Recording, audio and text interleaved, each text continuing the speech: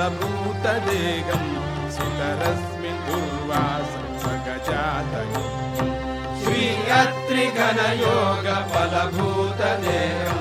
सितरस्मिन् दुर्वासं सगजातयुक्तं निजमातृभवबन्धनिर्मोकदक्षं निजभक्तरक्षार्थं सह्याद्रिवासं निजमातृभवबन्धनिर्मोकदक्षं निजभक्तरक्षार्थं सह्याद्रिवासं श्रीदत्तदेवं शिरसा नमामि श्रीदत्तराजं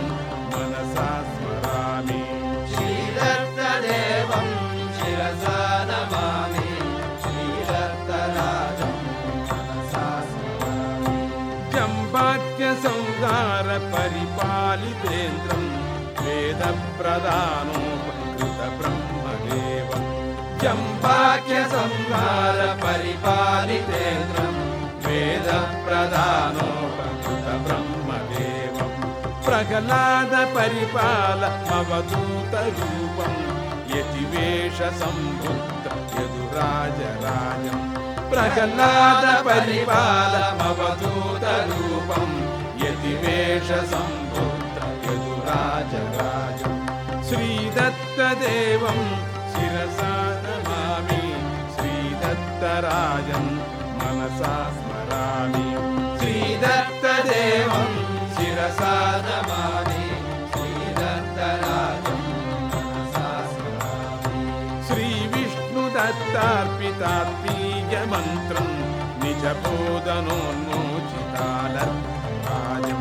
श्रीविष्णुदत्तार्पितात्मीयमन्त्रं निजबोधनोन्मोचितालर्कराजं श्रीकार्तवीर्याख्यवरदानवीरं भृगुरामबोधित त्रिपुरारहस्यं श्रीकार्तवीर्याख्यवरदानवीरं भृगुरामबोधित त्रिपुरारहस्यं श्रीदत्तदेवं शिरसा नमामि श्रीदत्तराजं मनसा स्मरामि श्रीदत्तदेवं शिरसा नमामि श्रीदत्तराजं मनसा स्मरामि कारुण्यपरिपूतनृपधर्मकीर्तिं सत्पत्रशीलीकृतात्मीयभक्तं कारुण्यपरिपूतनृपधर्मकीर्तिं सत्पत्रशीलीकृतात्मीयभक्तम् आयुर्महाराज वरदानधीरम् आजन्म परिपुष्ट नपुषादिराजम् आयुर्महाराज वरदानधीरम् आजन्म परिपुष्ट नपुषादिराजम् श्रीदत्तदेवं शिरसा नमामि श्रीदत्तराजं मनसा स्मरामि श्रीदत्तदेवं शिरसा नमामि श्रीदत्तराजं मनसा स्मरामि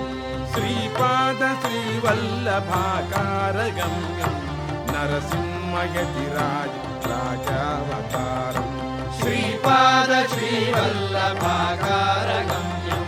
नरसिंहयतिराज राजावतारम् श्रीसच्चिदानन्द नित्यप्रकाशं श्रीसच्चिदानन्द नित्यप्रकाशं श्रीसच्चिदानन्द नित्यप्रकाशं श्रीसच्चिदानन्द नित्यप्रकाशं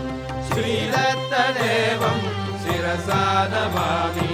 श्रीदत्तराजं मनसा स्मरामि श्रीदत्तदेवं शिरसा नमामि श्रीदत्तराजं